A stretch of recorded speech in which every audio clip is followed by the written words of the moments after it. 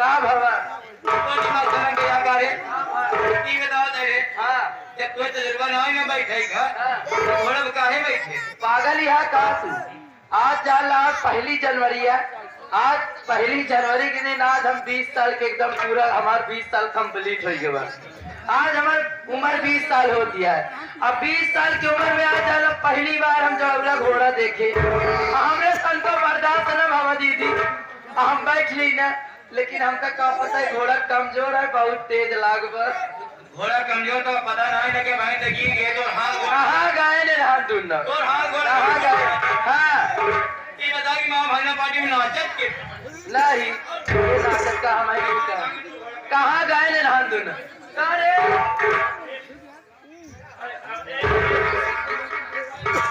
अरे पागल साले तो का पहले बतावे चाहिए ना कितनी चौचा घोड़ी आए कि तो नाच देवे सारे ऐसे पहले बताए होते तभी चक्कर नट महीना करी तो चक्कर पीछे में जवाब दे दे। बात ऐसा है हाँ भैया बसवा में घून लग रहा है यार तभी तो कहा था यार 3 दिन से बाहर बसवा से पिया पिया ठेकत रहा हूँ। अच्छा धर्मेंद्र को ये भैया में बाबा बे काहे को आए हैं भैया तो का हमको राय नहीं तो कहीं ठंडी बियाने है। अबे पागल साले तो का कहा चाहे कहो भैया काहे बिना घोराए हैं काहे को रहा है भैया दे बाबा कौनो बिया तहाय का बिया बियात ना ने पागल सारे तो 2 मिनट लेट कर पहुंचते मां नड़ाइए आरामो ना भाई देखिए हरियर मौसम नहन फेंक दिन सारे तो का कहा चाहे कहू भैया कहे बिना घोराया हम बुलाया कोनो बात बता। देखा भैया तू खुद ही जाना था कि गांव देश में घूमे टहरे लखरे करे काम धंधा ना हुई 2 पैसा की नौकरी के सहारा हमार जैसे लग गई बा नौकरी वैसे तुमको नौकरी लग जाए 2 पैसा तुमको सहारा हो जाए तो नौकरी कर गया तो इधर हमारे हाथ की तरफ जाओ उधर महिलाओं से संपर्क करो। हमारा छोटा भाई बोला कि भैया नौकरी करवाता हूँ हमके यहाँ करते हैं चला जाए आगे सामने महिला लोग हैं आप ला करके संपर्क कर लीजिए। कहने का मतलब हमने कहा कि आप 5 महिलाओं से हमारा जय जय राम जी की धन नमस्कार धर्म से आए हरे गाँव धन निरंकार अच्छा लगा गाँव महिला होता है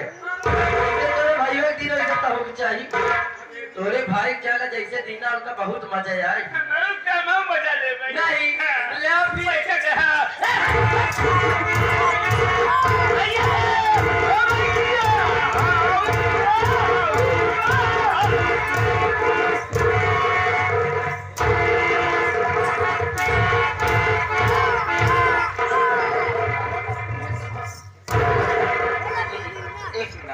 एक मिनट रिलैक्स कूल डाउन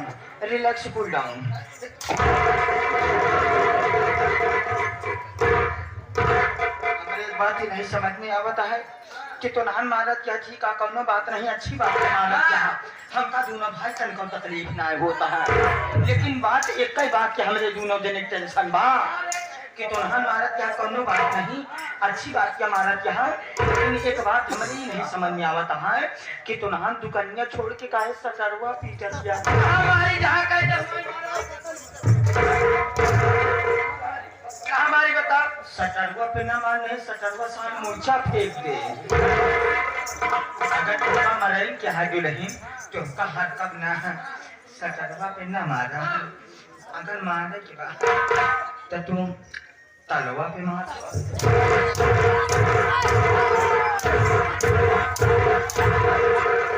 भारत मार ताला चल खराब है तो कामे या ना भी करना चाहूँ चलो ठीक है तुम्हारी नौकरी पक्की है लेकिन एक बात ही बताओ पहले नौकरी पहले कहूँ करे है कि नहीं करे है ना देखो तुम रात को 11 बजे मेरे कमरे में आ जाओ मैं तुमको सारा काम सिखा दूँ ठीक है ना। और याद है हमारे परम आदरणीय भाई साहब हमारे कमलेश व्यापारी जी भैया सामने वाले